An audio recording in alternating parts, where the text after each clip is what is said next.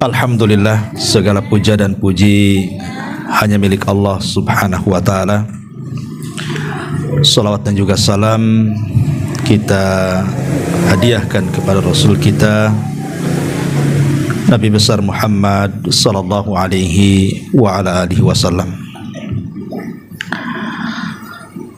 Hadirin dan hadirat yang dimuliakan Allah subhanahu wa ta'ala, alhamdulillah di malam hari ini kembali kita bisa duduk di tempat ini, tentu dalam rangka thalabul ilmi,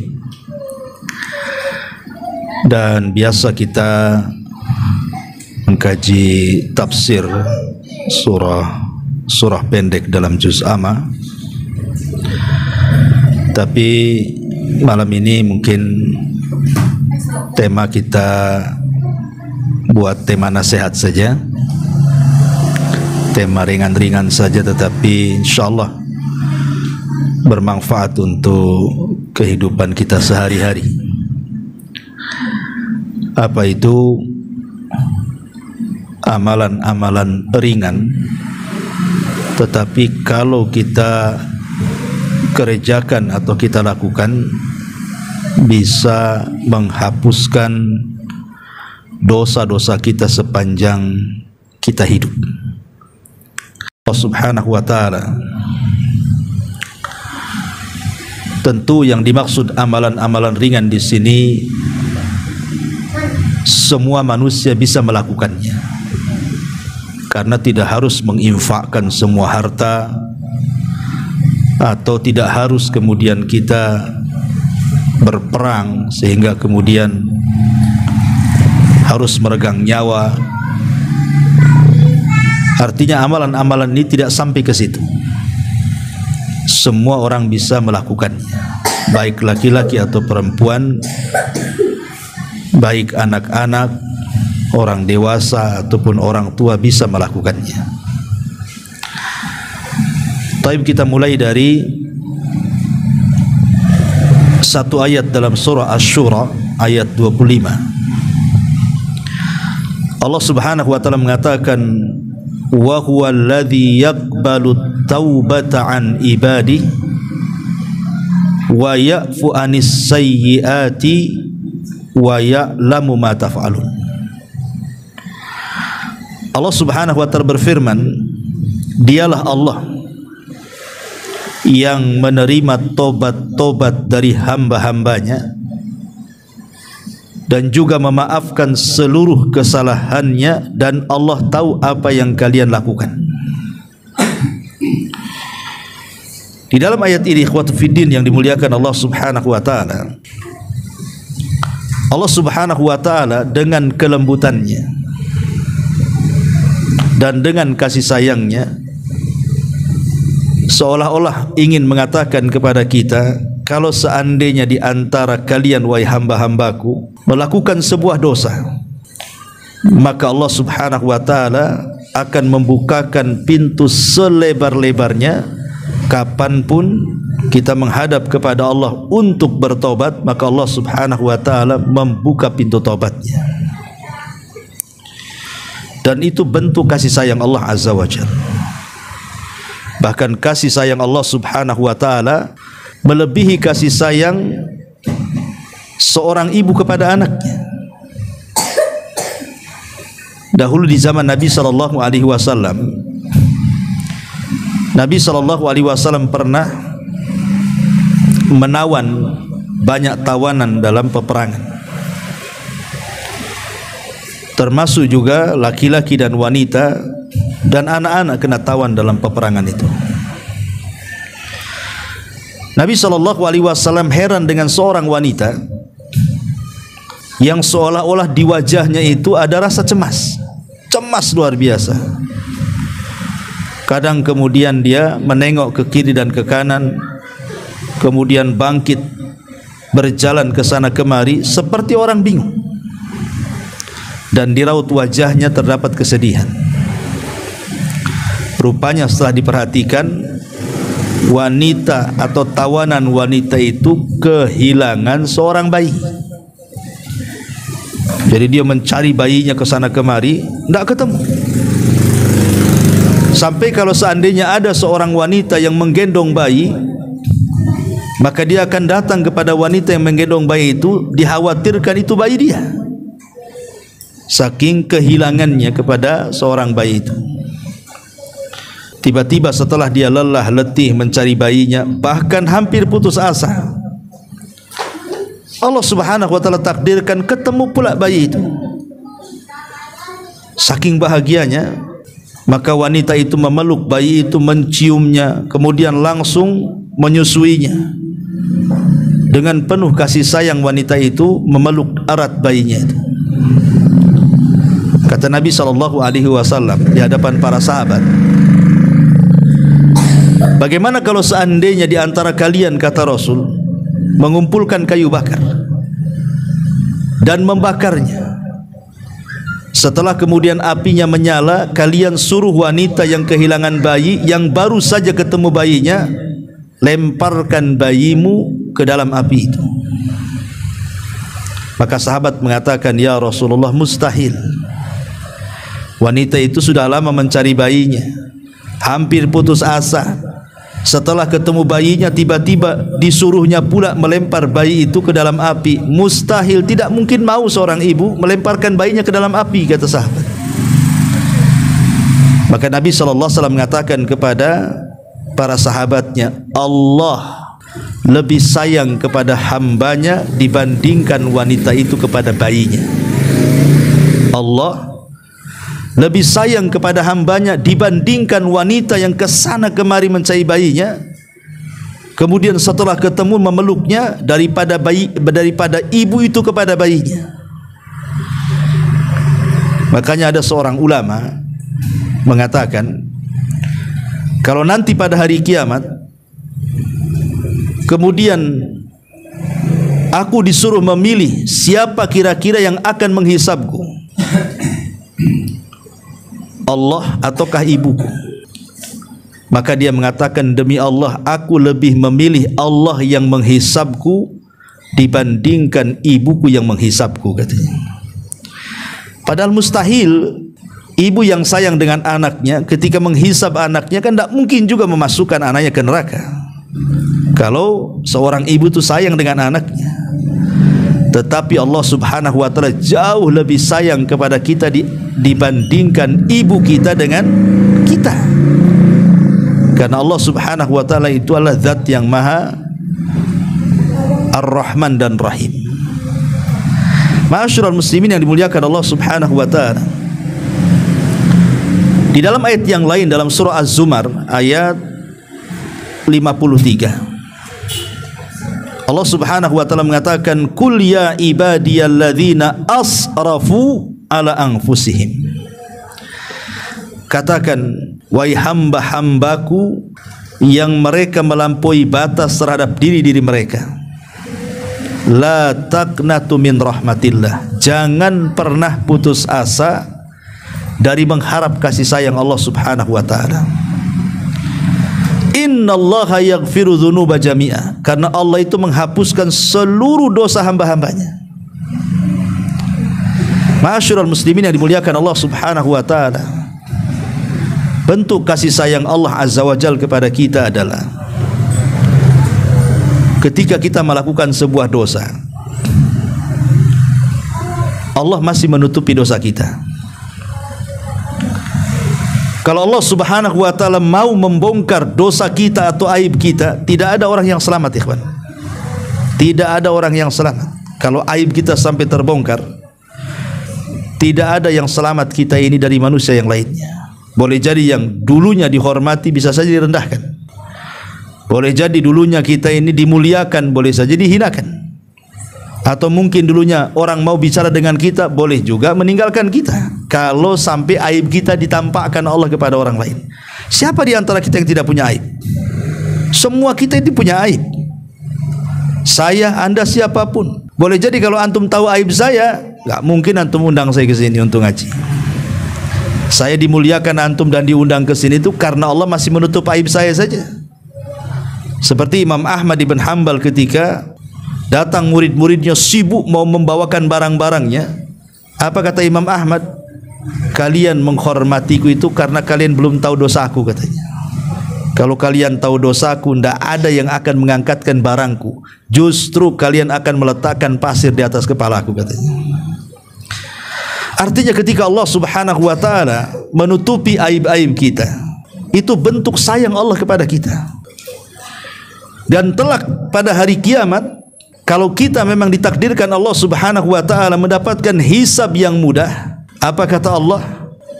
Allah mengatakan, satartuka fid dunya wa ghafartu lakal yaum. Dulu di dunia, kata Allah, kututupi aibmu. Sekarang di akhirat ku ampuni dosamu. Nikmat mana lagi, kawan? Di dunia ditutup aibnya, di akhirat pula diampuni dosanya.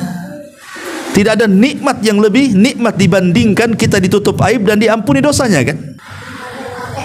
Ma'asyiral muslimin yang dimuliakan Allah Azza wa Jalla, karena Allah itu kalau sudah mengampuni kita, maka Allah pasti akan menghilangkan pengaruh-pengaruh dosanya, sehingga kita betul-betul menghadap Allah itu tanpa dosa.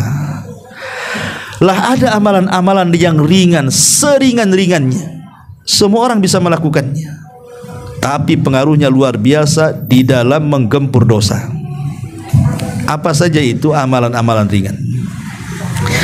Yang pertama, langsung saja, isbagh al-wudu, menyempurnakan wudu. Menyempurnakan wudu itu amalan ringan, ikhwatu fiddin. Nabi SAW bersabda dalam sebuah hadis, kata Nabi SAW, maukah kuhabarkan kepada kalian ala ma yamhullahu bihil khataya, sesuatu yang bisa menghapuskan dosa-dosa kalian, wa yarfa'u biha darajat, bukan hanya menghapus dosa, Allah angkat derajat kita, karena sorga itu kan sifatnya darajat, bertingkat-tingkat. Makin tinggi sorga itu makin indah, makin tinggi makin indah, makin tinggi makin luar biasa keindahannya. Itulah sorga. Lah dengan amalan yang sangat ringan ini, bukan hanya dihapuskan dosa, Allah angkat derajat kita di sorga lagi. Subhanallah. Wa yarfa'u biha darajat. Kata Nabi SAW, salah satunya apa? Isbagil wudu alal makari. Sempurnakan wudumu di waktu engkau tidak suka berwudu.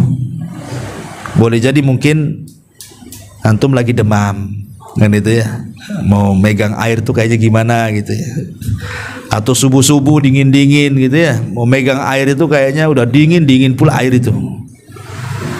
Tetapi kalau kita mau menyempurnakan wudu seperti biasa, walaupun agak demam, walaupun cuaca dingin, tetap kita berwudu, maka itu penyebab amalan yang bisa menghapuskan banyak dosa. Bukan hanya menghapuskan banyak dosa, diangkat pula derajat kita. Makanya jangan pernah meremehkan ibadah wudu, karena setiap basuhan pada anggota wudu kita ini itu bisa menggugurkan dosa. Jadi kalau kita ini ambil air nih, kan wudu, baca basmalah, kemudian mencuci tangan 3 kali, berarti menggugurkan dosa di tangan kita. Kemudian mulai kita berkumur-kumur, maka menggugurkan dosa lisan kita. Kemudian mulai membasuh wajah, maka menghapuskan dosa-dosa di wajah kita. Kemudian mulai membasuh tangan kita, menghapuskan dosa-dosa di tangan kita. Kemudian di kepala sampai ke kaki, ikhwan. Lihat, pengaruh wudu ini bisa menggugurkan dosa dengan air wudu itu. Maka jangan pernah kemudian meremehkan ibadah wudu. Maksudnya jangan berwudu asal-asalan, gitu ya. Karena banyak orang wudu itu asal-asalan. Ya, yang penting selesai gitu. Kadang-kadang salah pula dia. Dan yang banyak kasus berwudu salah itu ketika membasuh kaki. Kadang-kadang tidak dicuci, diseblok bahasa kitanya. Kan itu ya. Ambil gayung diseblok gitu saja. Bukan mencuci kaki itu cuci. Allah yang mengatakan cucilah kaki kalian, dan cuci itu harus ada gosokan. Kalau diseblok itu bukan mencuci namanya. Cuci itu ya diambil kakinya, digosok-gosok tangan. Nah, itulah mencuci artinya. Karena Nabi SAW mengatakan wailun lil aqabi minan nar, celaka bagi tumit-tumit yang tidak tersentuh air wudu. Wail bagi mereka, neraka wel. Ya. Ini yang pertama, amalan ringan wudu. Kemudian yang kedua, yang lebih ringan lagi adalah al-masyu minal baiti ilal masjid mutawadhi'an. Setelah berwudu, ketika datang waktu salat, antum langkahkan kaki ke masjid. Bagi laki-laki tentunya. Nabi SAW mengatakan, "Idza tawaddaa ahadukum fa ahsanal wudu, thumma kharaja ilal masjid, la yanzi'uhu illa as-salah, thumma nazala rijlatal yusra tamhu anhu sayyi'atan wa tuktab lahul yumna sayyi'atan hatta yadkhulal masjid," kata Rasul.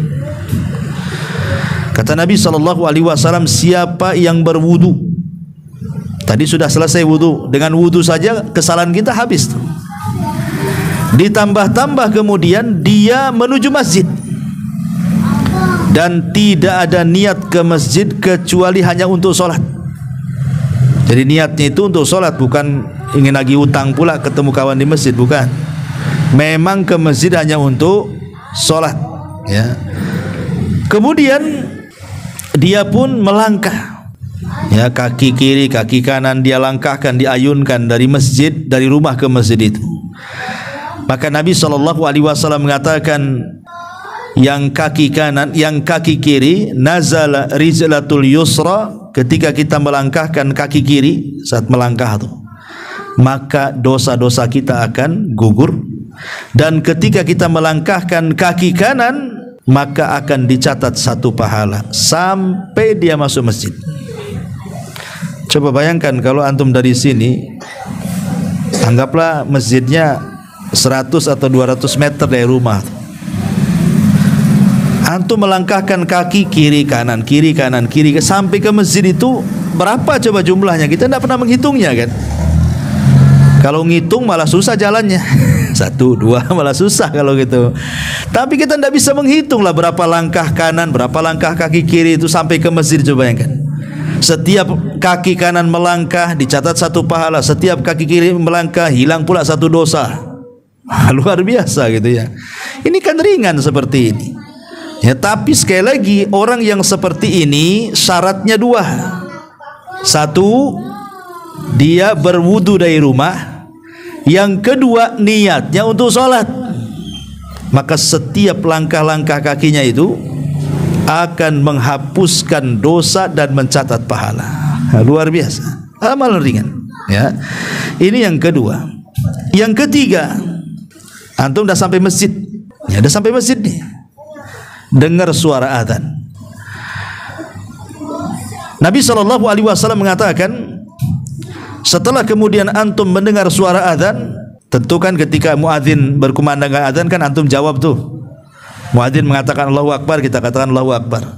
Muadzin mengatakan asyhadu an la ilaha illallah, kita katakan asyhadu an la ilaha, kecuali hayya alatain, kecuali hayya ala shalah dan hayya alal falah, kita jangan ikuti, tapi kita baca la haula wala quwata illa billah.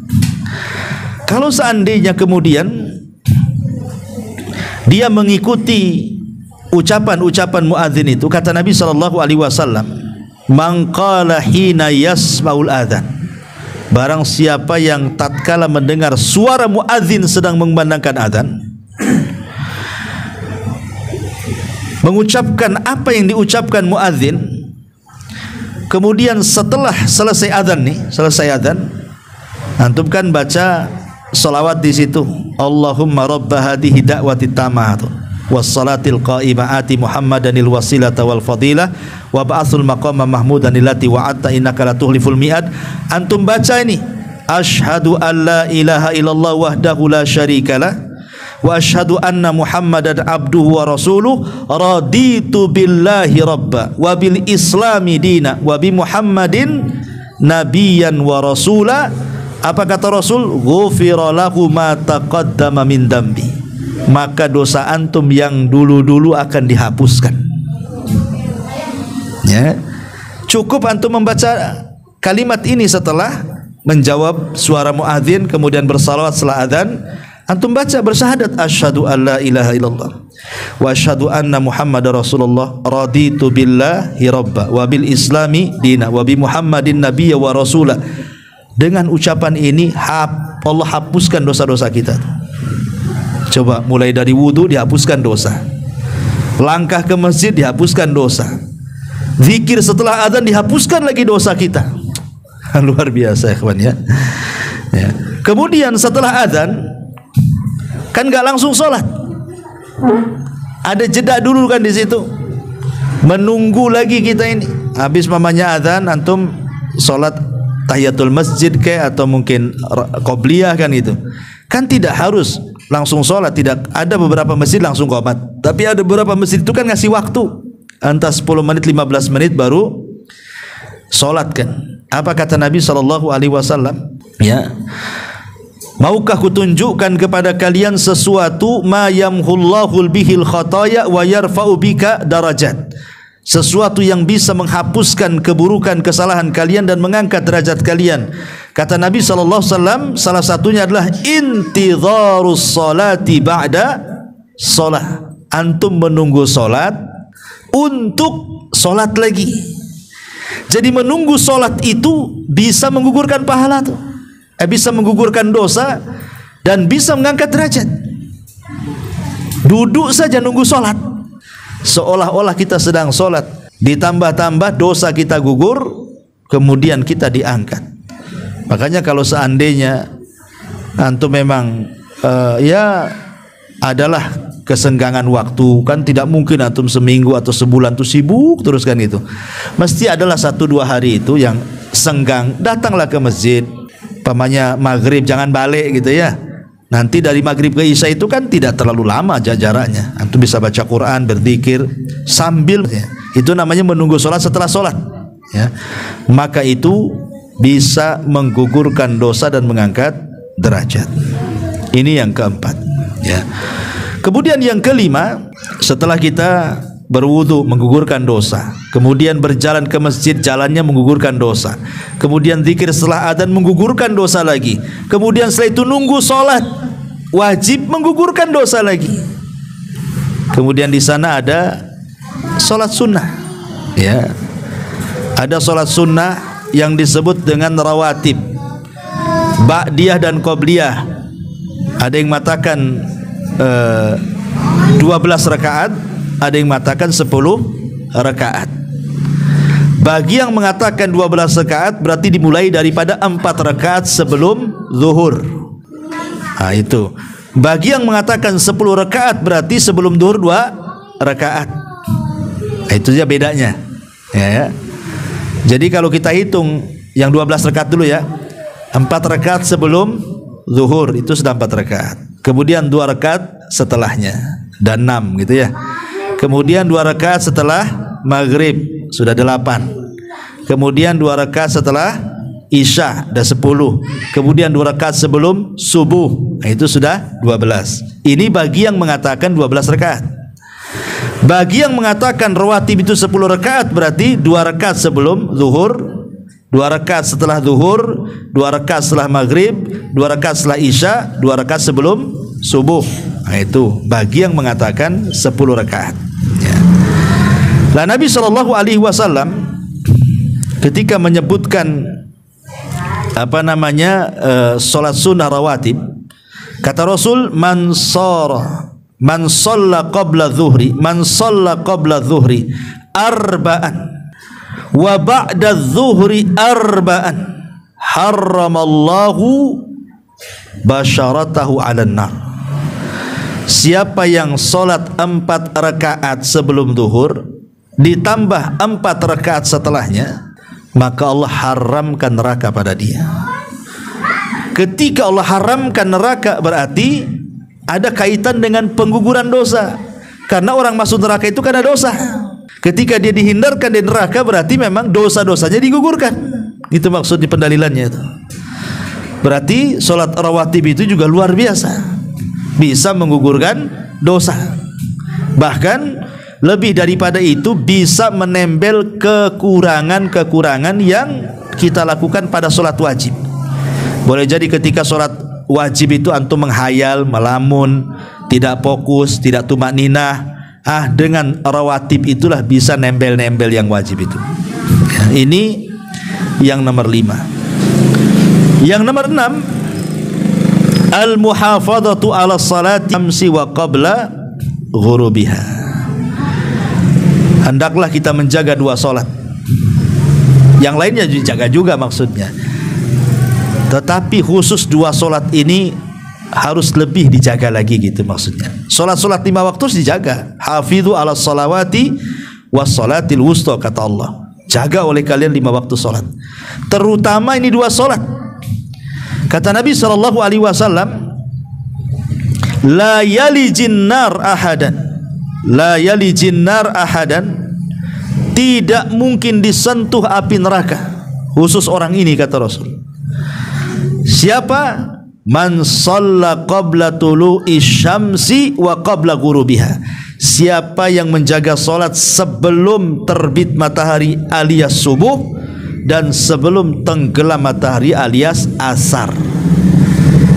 Ini 2 salat ini keutamanya besar.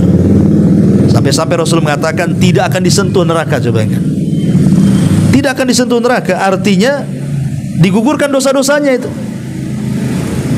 Memang agak berat memang ya kalau menjaga sholat asar lagi capek-capeknya pulang kerja, kadang-kadang masih di tempat kerja pula kan itu. Kemudian subuh lagi lelap-lelapnya pula lah disuruh bangun kan. Tapi lihat pahalanya luar biasa. Tapi bagi orang yang biasa melakukan ringan ya kan. Berat itu karena tidak pernah melakukan, maksudnya tidak membiasakan makanya berat. Tapi kalau orang membiasakan jadi ringan bagi dia itu. Ini yang nomor 6. Yang nomor 7, zikrullahi azza wa jal. Zikrullahi azza wa jal maksudnya berzikir kepada Allah baik dalam bentuk berjamaah seperti kita ini kan dalam bentuk jamaah nih. Kita ini sedang berzikir sebenarnya. Ya, berzikir di majelis taklim. Karena afdhalul zikri, seutama-utama zikir itu mempelajari yang halal dan yang haram, yang berpahala dan yang tidak. Ya ilmu agama lah itu maksudnya. Itulah afdhalul zikir itu sebenarnya majelis taklim. Ya, jadi seutama-utama zikir adalah ketika di majelis itu diingatkan tentang hukum halal haram, hukum-hukum agama. Majelis ilmu itu seafdal-afdalnya zikir itu. Lihat kata Nabi sallallahu alaihi wasallam, "Ma jalasa qaumun yadhkuruna Allah ta'ala fayakumuna hatta yuqalu lahum qumu qad ghafarallahu lakum dzunubakum wa buddilat sayyi'atikumul hasanat." Jadi kalau antum habis taklim seperti ini, ya tadi kita mulai dari jam 8 lebih, tar lagi kita selesai. Kemudian selesai ngaji nih, antum buyar pulang. Apa kata Rasul? Kumu maghfuran lakum. Dosa-dosa kalian sudah diampuni. Pulanglah kalian kata Rasul. Cukup sampai di situ? Tidak. Kata Nabi SAW, keburukan yang kalian bawa tadi sebelum kalian ngaji di sini sudah diganti dengan kebaikan katanya. Luar biasa. Hanya duduk di majelis taklim, coba bayangkan. Dosa kita hilang, kemudian keburukan kita diganti dengan kebaikan. Luar biasa ya, hanya duduk saja. Itu pun kan malas itu. Orang mau ngaji itu kalau tidak ada mood yang kuat itu tidak akan datang ke pengajian. Coba kalau tetangga buat konser dangdut, nggak diundang pun datang. Paling depan pula pakai peci, malu-maluin aja dia. Gitu kan ya. Kadang-kadang kan aneh gitu ya. Kalau padahal ini jelas undangan Allah, itu undangan makhluk loh ya. Ngaji kan undangan Allah, bukan undangan panitia pengajian, tidak. Hakikatnya ngaji itu Allah yang undang sebenarnya. Nah, lihat bagaimana fadilah orang duduk di majelis taklim itu. Nah, gimana Ustaz yang ngantuk-ngantuk? Insya Allah yang ngantuk-ngantuk diampuni juga. Penting jangan tidur ngorok. Nanti ditinggalkan sendirian dia di sini. Besok baru bangun. Tapi ini yang nomor 7. Yang nomor 8, ya, at-tasahul ma'al khalqi wal layyin wal musamaha. Ya, ketika antum, kita urut dari awal kan tadi, itu berwudu menghapuskan dosa, kemudian berjalan ke masjid menghapuskan dosa, Sampai di masjid dengar azan, kemudian membaca asyhadu alla ilaha illallah wa asyhadu anna muhammadar rasulullah, raditu billahi rabba wa bil islami dina wa bi muhammadin nabiyya wa rasula. Dosa dia sudah gugur lagi. Kemudian duduk, antum nunggulah tegak solat 5 waktu, solat wajib itu, dihapuskan lagi dosanya. Kemudian di situ ada rawatib, dihapuskan lagi dosanya. Kemudian setelah antum solat wajib, kemudian ada majelis taklim, duduk pula antum di masjid itu melakukan taklim, pulang dihapuskan pula dosanya. Ya. Kemudian ketemu kawan-kawan di masjid itu, kita orangnya baik, supel, mudah, enak gitu ya bahasa kitanya ya. Ya, tidak kaku gitu. Kata Nabi sallallahu alaihi wasallam, "Man kana sahlan hayyinan layyinan harramahullahu 'alan nar." Maka siapa yang memiliki akhlak mudah, lembut, ya, pokoknya mudah sama orang, enak, supel bahasa kitanya, maka Allah haramkan darinya neraka. Ya, maka biasakan bersikap supel, karena kadang-kadang nih ada ikhwan-ikhwan tuh dulu sebelum ngaji, sama orang baik, negor, senyum, ini sudah ngaji jangan lagi negor, senyum pun tidak. Ini gimana? Siapa ustadznya? Abu Mero. Wah, Abu Mero kena nih. Kacau, mana ada Abu Mero ngajari kayak gitu itu. Kita suruh senyum, ya ketemu orang nyapa. Ya, ini gimana ceritanya? Harusnya habis ngaji makin lembutlah sama orang. Sebelum ngaji masih awam kok dia bisa baik sama orang, setelah ngaji pula nggak baik pula sama orang. Lah orang yang muda, kata Nabi SAW, yang sahlan hayyinan layyinan, itu diharamkan neraka pada dia. Kemudian mudah bagi orang itu sudah diampuni juga dosanya, dijauhkan neraka. Kemudian ketika kita ini berkomunikasi dengan orang, kita menjaga lisan. Menjaga lisan kita ini, tidak membongkar aib orang dan berusaha menutup aib orang.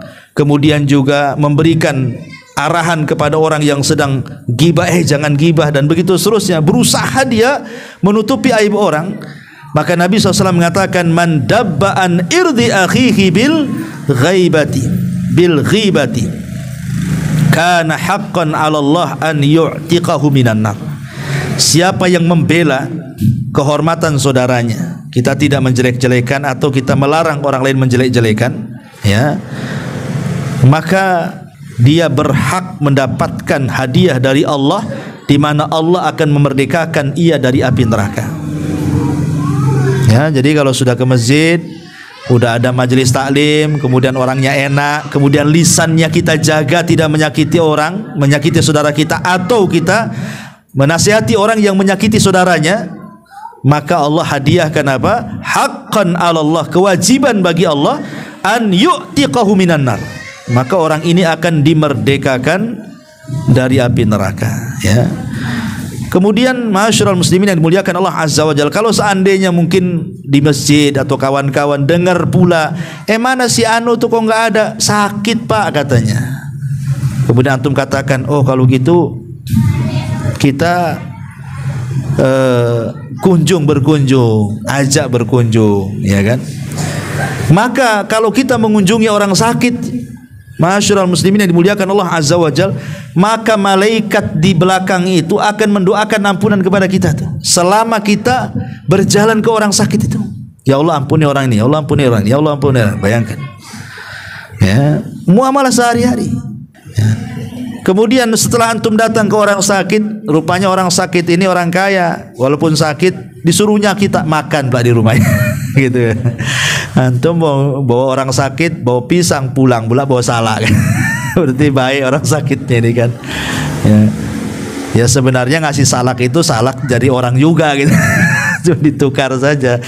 Tapi kalau seandainya antum disuruh makan di situ kan, kemudian antum setelah makan baca alhamdulillah, itu saja sudah penyebab dosa kita diampuni. Kata Nabi, man akala ta'aman summa qala alhamdulillahilladzi at'amani hadza ta'am wa razaqani min ghairi haulin minni wala quwwah ghufira lahu ma taqaddama min dambi. Siapa yang setelah makan dia mengucapkan alhamdulillah, Zat yang telah memberi makan kepadaku dengan makanan ini dan telah memberikan rizki kepadaku tanpa susah payah dan tanpa daya dan kekuatan kecuali milik Allah, maka dihapusi dosa-dosanya. Apa kata Nabi? Ma taqaddama min dzambi wa ma ta'akhkhar. Bayangkan, dosa yang berlalu dan yang akan datang lagi, itu bayangkan. Kan enak tuh, itu kan ini ringan-ringan nih amalan ini. Sangat ringan sekali, coba bayangkan. Hanya sekedar membaca habis makan alhamdulillah, itu aja sudah diampuni dosa-dosanya. Ya. Ma'asyiral muslimin yang dimuliakan Allah Subhanahu wa taala. Ya, kemudian kalau seandainya lebih daripada itu, antum pulang ke rumah diuji pula oleh Allah. Diuji kesabaran antum, entah anak-anak, entah istri, entah kesehatan, entah ekonomi, pokoknya diujilah, kemudian antum sabar, maka ujian itu juga bisa menggugurkan dosa kalau kita sabar menghadapinya. Kata Nabi SAW, ma min musibatin tusibul muslim illa kafarallahu biha anhu hatta syaukata yushakuha. Kata Nabi SAW, tidaklah seorang muslim ditimpa musibah kecuali Allah akan hapuskan kesalahannya sampai pun duri yang menancap di kaki. Antum dari masjid nih ke rumah kena paku pula kan, itu sikit padahal kan pakunya ya, tapi antum tidak mengatakan aduh bismillah. Jadi antum kalau umpamanya kena paku jangan bilang aduh bismillah gitu maksudnya. Karena ada seorang sahabat namanya Thalhah bin Ubaidillah, ketika perang terkena sabetan pedang. Ya manusiawi lah, sakit paling apalagi kalau nggak aduh kan, itu ya, orang sakit kan adu-aduhan kan itu ya. Dia bilang aduh pula, aduh sakit gitu ya. Kata Rasulullah SAW, ya Thalhah, kalau engkau mengganti kalimat aduh dengan kalimat bismillah tadi, katanya, la rafa'atkal malaika, malaikat akan mengangkat kamu ke langit, katanya. Ya, jadi biasakan kalau kita kena duri kaget, ya latahnya itu bismillah gitu maksudnya. Jangan kaget latahnya lain pula yang diucapkan. Itu kan ada orang yang kalau kaget latahnya macam-macam itu. Masya Allah, kadang-kadang ngomong enggak itu. Karena yang jorok-jorok pula dia ngomong tuh kalau dia latah. Ya minimal itu kalau memang mau yang ya tidak harus bismillah, umpamanya bahasa-bahasa yang di dalamnya itu ada zikrullah lah. Pokoknya kaget astagfirullah. Gitu maksudnya. Jangan kaget astaga naga, enggak, itu bukan. Enggak boleh ya, kan ada kaget astaga gitu. Astaga ini apa? Astagfirullah. Nah, boleh, itu kan ada zikirnya di situ ya. Subhanallah. Ya, yang penting dibiasakan kalau kaget-kaget itu pakai zikir lah. Jangan yang lain pula diucapkan ya. Inilah diantara amalan-amalan ringan ikhwatu fiddin yang keseharian kita mulai dari rumah loh ya. Dari rumah ke masjid, pulang lagi ke rumah, dosa kita sudah diampuni sepanjang hayat. Coba kalau itu antum lakukan terus-terusan sampai meninggal, tapak enggak husnul khotimah kita ya. Jadi jangan cerita amal-amalan berat lah. Yang ringan-ringan ini saja kadang-kadang kita ini tidak melakukannya. Apalagi kalau disodorkan yang berat kayak haji, umroh, jihad, mungkin pikir-pikir kita kan. Kalau yang ringan saja tidak bisa, mustahil antum bisa yang berat.